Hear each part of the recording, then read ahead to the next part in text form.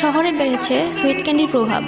দেখতে সাধারণ ক্যান্ডির মতো হলেও এটি মূলত এমন একটি ড্রাগ যা আপনার মস্তিষ্কে জায়গা করে নেয়। এই ক্যান্ডির মূল টার্গেটই হচ্ছে কলেজ ও ইউনিভার্সিটির স্টুডেন্টস। সিন্ডিকেটগুলো এখন পর্যন্ত ধরাছোঁয়ার বাইরে থাকলেও একটি গোপন